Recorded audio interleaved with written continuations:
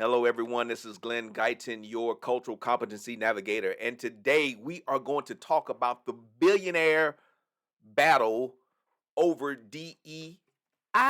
Yes, billionaires are battling over DEI. And I'm going to give you my 5 thoughts on it, my 5 takeaways from the billionaire DEI battle, right? I got 5 on it. 5 things I'm going to share with you.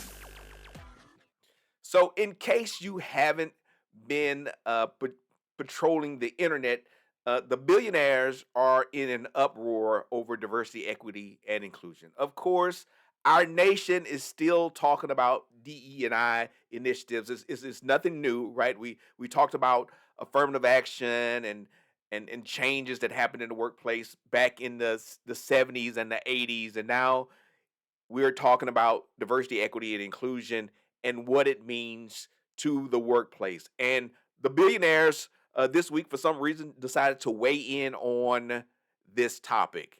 And so I'm going to help you make better decisions in your workplace by kind of breaking down what I'm taking away from this billionaire battle. But we're not billionaires, but we are everyday business owners, executive CEOs, um, HR professionals trying to navigate this craziness. And I do think diversity, equity, inclusion is important um, because, hey, that's what I do. I believe it. I've done it as a leader. I believe in diversity. I believe in treating employees a certain way based on their needs. And I believe that I need to have different viewpoints and perspectives in order to get the best out of my people. So, my first question for you today is, as we think about navigating the controversy now in regards to diversity, equity, and inclusion, how can your company effectively implement diversity, equity, and inclusion initiatives in a way that navigates and mitigates potential controversies or misunderstandings? That's something we need to think about, right? Because we want the best employees, we want the best skill set possible when we bring our teams together. Monocultural teams can work. That is true. Monocultural teams can work. A well equipped, diverse, and inclusive team will outperform that monocultural team. Why? Because they bring in different skills, they bring in different experiences, perspectives, they can see things that other people can't see. But a poorly put together, diverse, inclusive team uh, is going to underperform. Any team that's not put together well is going to underperform. And so, as we think about diversity and inclusion, we have to do it right. Just because you say, hey, we're going to just throw some pieces together doesn't mean that it's going to work. And that's the problem with the implementation of diversity inclusion. We just get a little checklist. Let me get one of this, one of that, one of those, and one of them. And we're going to have a good team. No, it takes more than that. And diversity isn't just racial. It isn't just about race, and just isn't about gender. There are other aspects of diversity and inclusion that we have to pay attention to if we're going to do this thing right.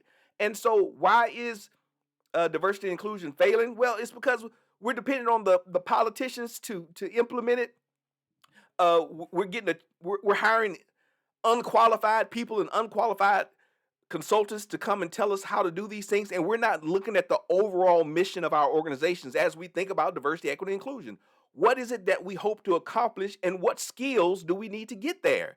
The diversity part is understanding that skill set may come in a number of different packages. We may have to look in different places to build this effective team.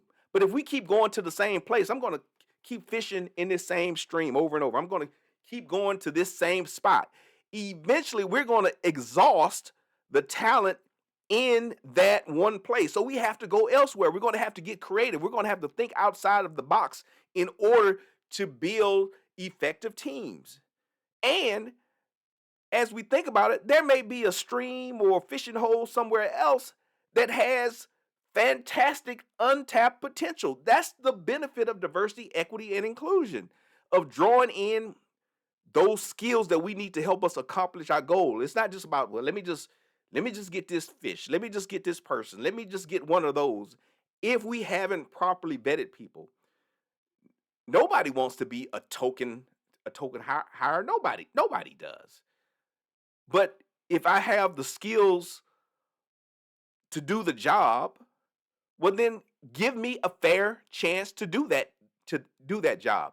And make sure you clearly articulate to everyone else on the team what skills I bring that make me qualified, right? Because I don't want to be seen as a token. I don't want to have to defend myself to everyone. Do your job. There are many qualified people from different backgrounds that can fit into your organization and can fit into it well. So that's the first thing. And so how do we effectively implement diversity, equity, and inclusion initiatives in the workplace? Hey, we need to do it right. We need to be clear about our goals while we're doing these things. We need to vet people properly, and it may take a little bit of extra time, right? You may have to learn some things in this vetting process. Vet people uh, properly, and then communicate to the team. Hey, these are the skills that we need. These are the qualifications of the person that we're bringing in. We have to educate people along the way in this journey so that we can be as effective as we hope to be. But now, if you're just saying, "Hey, we're gonna just throw something on the wall and see what sticks," we're just gonna do these token hires. You're not helping anyone. You're not helping your company. You're just wasting money. You're wasting resources, and you are part of the problem of saying that DE&I leads to discrimination and unfair treatment of certain groups. No, it doesn't. Not if you do it right. You know what the problem is? Poor leadership. A poor leader can mess up any good process. Let me use a sports analogy for you. Think about the NFL. Many talented quarterbacks come out of college. A good coach can make or break. A good NFL coach can make or break a talented NFL quarterback. A talented quarterback that was talented in college. A bad NFL team can just screw up this person's career. A good coach can even elevate bad talent. And so, if you think diversity, equity, inclusion is the problem, maybe it's your process, maybe it's your leadership that's the problem. Who doesn't want the best qualified candidates to fulfill the roles on their team? I know I do. I do. I want the best people possible around me.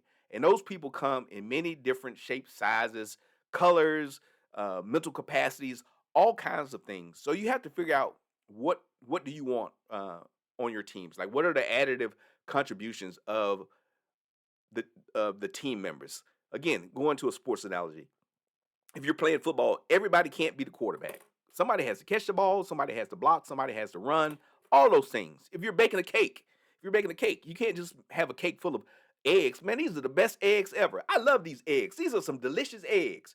And I'm just going to make a cake full of eggs. No, you're making an omelet. You're making a souffle. If you want to make a cake, you need some flour, you need some salt, you need some vanilla, you need some sifted flour. You need all of these different things to make the cake. You have to have the oven, and the oven has to be at the right temperature, right? Okay, all right. So part of this is execution. Don't blame the ingredients, blame your process. Number two, how do we turn this diversity, equity, inclusion into a competitive advantage? That's one of the things Mark Cuban talked about. Hey, I'm going to get this competitive advantage. So the question is, how can your organization leverage diversity, equity, inclusion, not just as a moral imperative, but also as a strategic advantage for business growth and innovation? Okay, so it needs to be part of your strategic planning. It's not a set aside. Don't just hire. I'm going to hire a chief diversity officer and they're going to just fix everything. No, they're not. Not if they don't have any decision making uh, authority. Not if they aren't part of the strategic planning process. Not if they don't understand the organizational goals. Not if they don't have clarity of how you're going to measure these things in the workplace. So um, we can talk about morality. I think it's the right thing to do, but that doesn't move the needle for most businesses. You want to know how this is going to help me make more money. And so I think about communication, communicating to your target audience, expanding your target audience. These are things that we think about when we think about diversity, equity, and inclusion. Now, okay, so let's go back to Mark Cuban and basketball players. I am not the ideal demographic for a basketball player. I'm too old for one thing, so I'm too old to play in the NBA. I'm too short. I'm 5'9". I'm not the ideal height. Not that there aren't any good 5'9" people, Spud Webb, etc., that have been in the Muggsy Bowls, that have been in the NBA, but that's not the typical NBA player, right? And the other thing, I just can't play basketball, right? I know I'm black, but I just can't play basketball. So I'm not the ideal candidate. So that's not what I'm looking for when I'm thinking about diversity, equity, inclusion. I'm not looking for short, old black guys to be on my NBA team. But I shouldn't exclude tall white guys, right? Oh, well, white people can't play basketball. White men can't jump, right? No, white people can't play basketball. Uh, look at Jokic, right? Uh, Tall non-American blacks can play uh, basketball. Giannis, Wembyamba, right? They're not African American, but they are of African descent. They're from different places, and so that's some diversity, right? I'm not just going to go and look at the kid from Philly. I can go to France. I can go to Greece. I can go to Nigeria. I can go to the Baltic countries and look for other players that fit kind of what my mold is.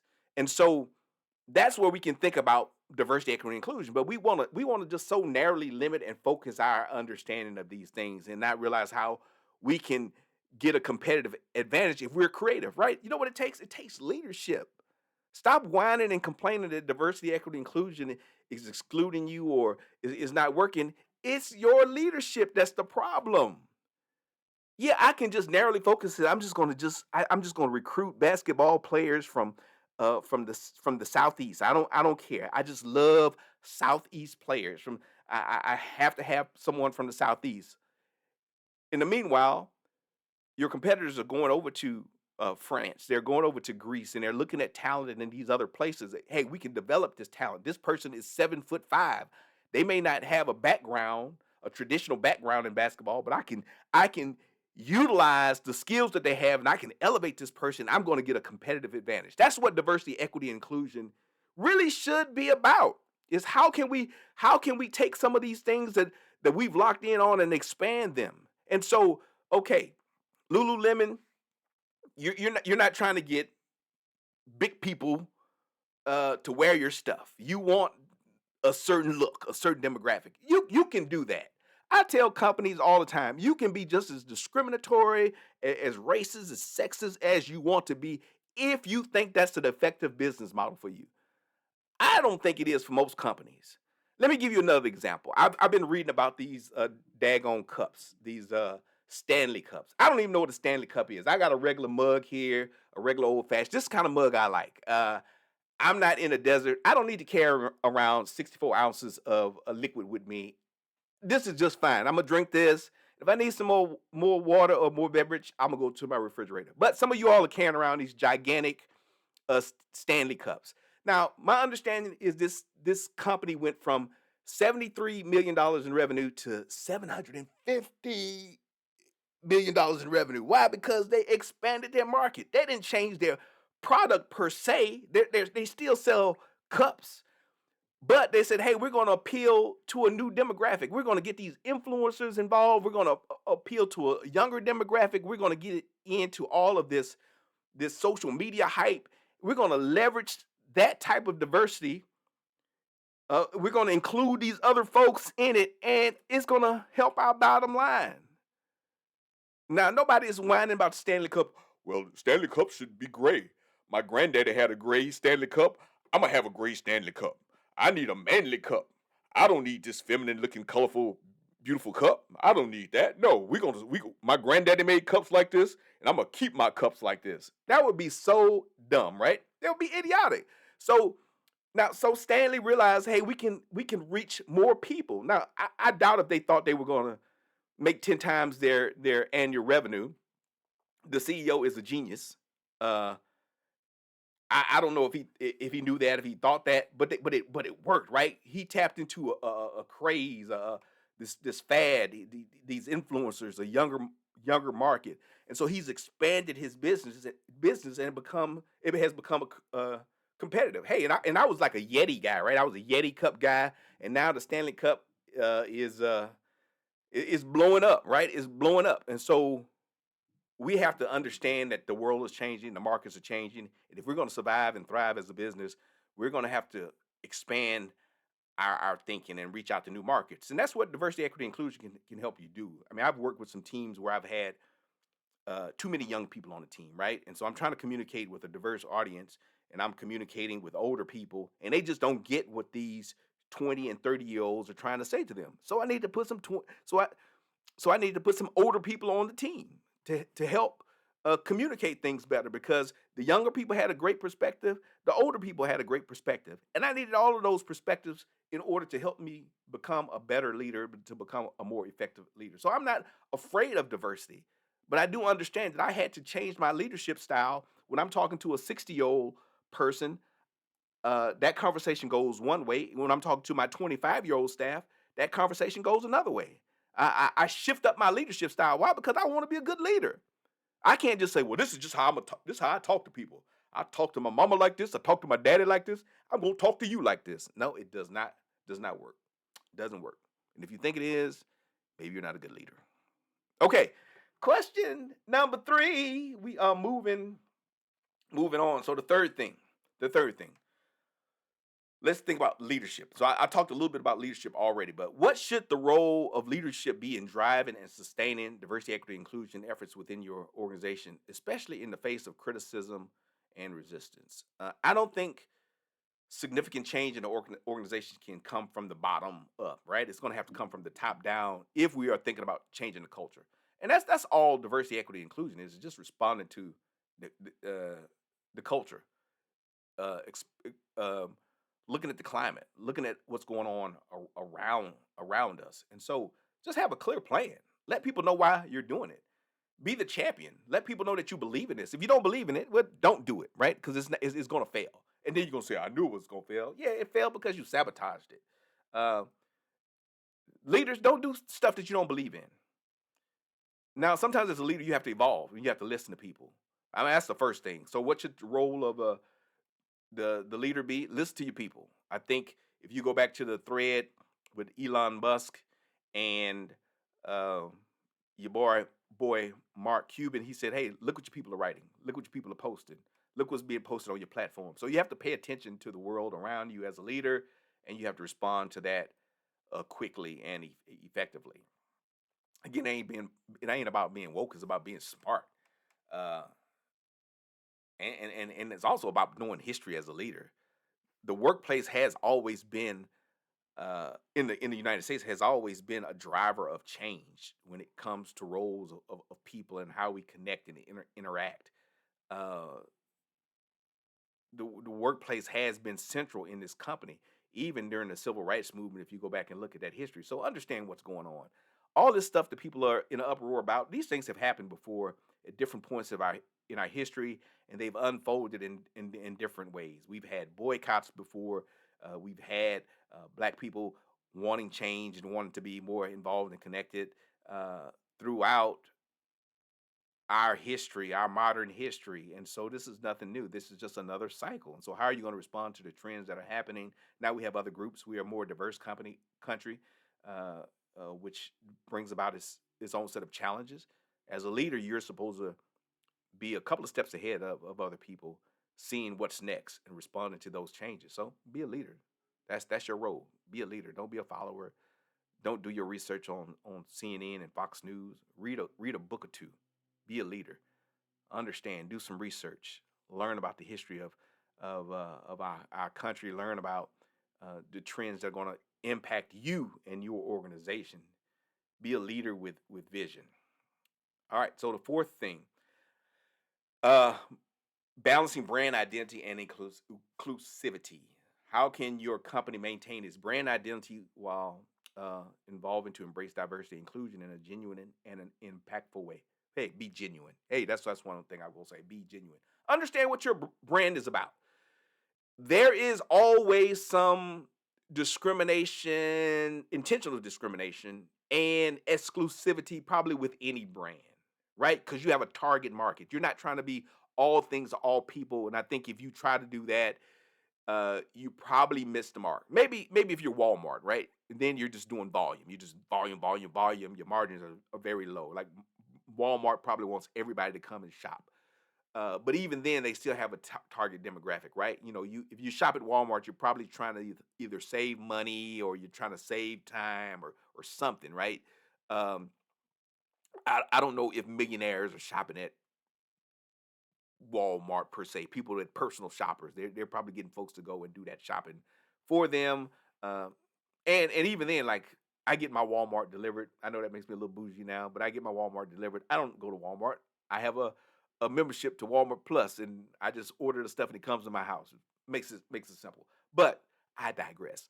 Uh, how do you maintain your brand identity? Identity. Okay, if you are a super exclusive brand like um, Balenciaga or uh, Louboutin, like those shoes and all those types of things, right? You just want some rich people. Now, do you care if they're what race they are or what ethnicity they are? Maybe not. So you do have some desire to have some diversity within your target demographic. Just be honest about who you are and what you care for, what you care about, what customer you care about, because people are going to figure it out. If you want to say I don't want those dollars, say that. Be loud and proud about those things. Just be honest and embrace who you are. And so there are all different types of diversity. No one is saying that you have to be all things to all people. At least I'm not saying it. Maybe somebody else is, but I understand that you're trying to run a business, you're trying to lead organizations. Um, if you're a Christian or you have other religious values, then maybe you want to be all things to all people, right? I am a Christian. That's my faith. I believe everybody should be able to embrace Jesus, but that's not the conversation that we're having here. If you are a brand, and even churches, I've worked in a number of churches. Even churches are discriminatory. They say, "Hey, we want you to believe this and only this in this way." So even churches who say, "Hey, we want to be all things to all people," are intentionally discriminatory based on a thought process. And so be intentional about your discrimination. And then he say, why is Glenn talking about discrimination? He's a diversity, equity, inclusion expert. Why is he talking about discrimination? Because I want you to own your discrimination. I want you to be intentional about discrimination. I don't want you to be racist, but if you're going to discriminate based on a demographic, whether it's economic, age, those are all things that we need to be intentional about and realize that we are doing that because that fits who we are. Again, um, if you are an alcohol company, you're going to discriminate based on age, right? Right? If you're an alcohol company, you're not supposed to be marketing to people under the age of 20, 21. If you do, you're going to get yourself in legal trouble. So you are discriminating based on age. Why? Because of society, because of laws, etc. If you sell football equipment, you're probably selling to men, right? You're probably selling to men. That's who plays football, right? So you are targeting your ads at men. Now, can women buy your stuff? Yeah, they can buy it. They're probably buying it for men in most cases. Now, there are some women that play football. I do understand, but for the vast majority, you're marketing to men. Um, and so we have to think about those things. You know, there was a whole thing about blue and pink, right? These colors that have changed gender perceptions over time. But at one time it was boys like blue and girls like pink, and now that's kind of shifting, right? More men are wearing pink, and toys are becoming color neutral, and all these other things. That's a response to uh, changing attitudes about gender and these other things. So companies are adapting. So understand who you want to be and who you are trying to reach out to, and then what's the diversity within that. If you are selling Mercedes, you're not trying to sell a Mercedes Benz to people that are struggling to make ends meet. No, it's a luxury car. So there's some discrimination in that. Now, as you think about it, who has the money to buy a luxury car? Is it a certain race? Is it a certain uh, geographic region? Is it a certain age? All those things are ways you can think about how can we expand our target market within that bubble that we've created. These are the hard things and the hard work that you have to do as a brand to figure out what do we do. We're a fitness company. Okay, so are we going to market our Hoka shoes to people that can't walk? Now, this is just hypothetical. I don't know. Maybe you are, but the most people that wear Hoka shoes, I'm assuming, want to go running and other things. Now, are there some people with some physical limitations that want to wear Hokas? Yes. Should they be able to buy Hokas? Yes. But is that your primary market? Probably not. And so you may not say, "Hey, we're going to make a big push to market to people without the use of their lower limbs in reaching out to our clients." That's discriminatory, but it's intentional for a reason because it does not necessarily fit with your brand identity. Now, does that mean that you shouldn't include people to work with you, to work for you, or to supply you that have these physical limitations? No, it does not. But you have to think through these things intelligently, be honest with what you hope to accomplish, and have a good reason, justifiable reason, a business case for doing these things. What is your growth potential in the shoe market, the Hoka market? Maybe it is a different type of person. It may be not the marathoner. Maybe it's the casual athlete. Maybe it's the 65-year-old woman who wants to go walking, or the 65-year-old man that wants to go walking. They're not prime athletes, but they have disposable income and their feet hurt. So we're going to reach out to them. I know we are a fitness brand, but we want to get some unfit people whose feet hurt, and we're gonna bring them on in to buy some of our shoes. So there are many different ways to think about diversity, equity, inclusion, and how we implement these things in our organizations. And you might need to hire some people that aren't physically fit athletes, people that have different body types, different understandings of fitness and exercise to be a part of your brand ambassador team, to be a part of your advertisement. So there are a number of ways to attack this. It's not just about being woke and to try to check off a box. It's how do we implement these things effectively in our business? All right. The last thing I'm going to share with you today, what last question is, how do we measure the impact of D&I? So what are the most effective ways to measure and communicate the impact of diversity, equity, inclusion initiatives on your organization's culture and performance? Shouldn't be that hard, right? Shouldn't be that hard. You want to identify areas of growth that are connected to your strategy. Okay, so we want to grow more in what area? Do we want to attract a different demographic? Measure that. Do we want more of this underrepresented group to be a part of our leadership process?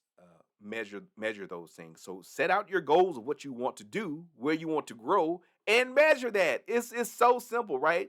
But most of the times we don't measure things. We just say, "Hey, we want to be more diverse." I've had companies say that we want to be more diverse. Well, what do you mean? You want more old people? You want more young people? You want more people with physical limitations? What do you want? You want more neurodivergent type people in the organization? What do you mean? You can't just say, "Hey, we want to be more diverse," and then you say, "We're going to start a diversity, equity, and inclusion initiative." And well, did it work? Are you more diverse? Well, kind of, sort of.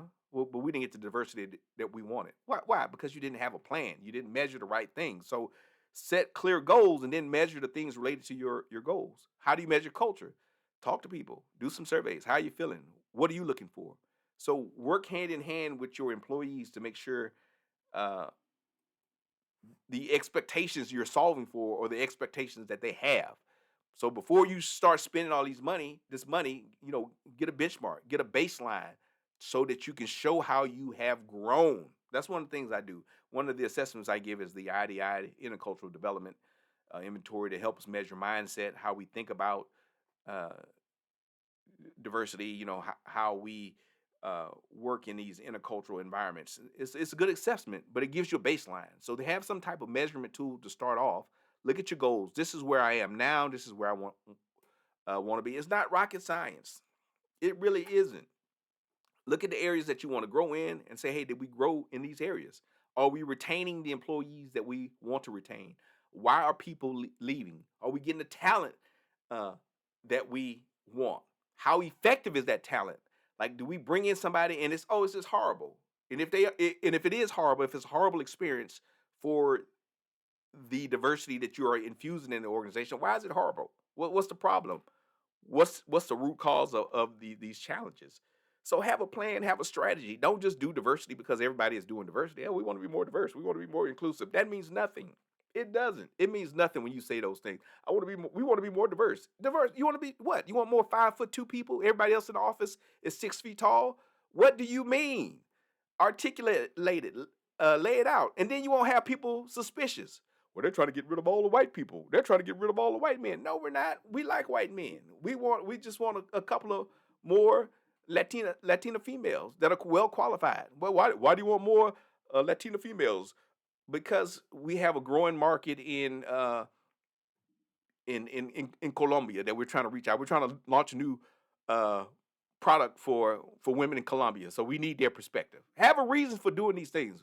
Well, we just want to be more diverse. No, that's not a good enough reason. I mean, it is a good reason if you just want to do that, but it's not an effective business reason that you could articulate to people to help them accomplish your goals. Have a specific reason. Well, why we want more black people? Why? Because we just like us some good old black people to work for us. No, that's probably not a good articulation for the other people in your office. Why do you want more black people? Well, we value the perspective of this group of individuals.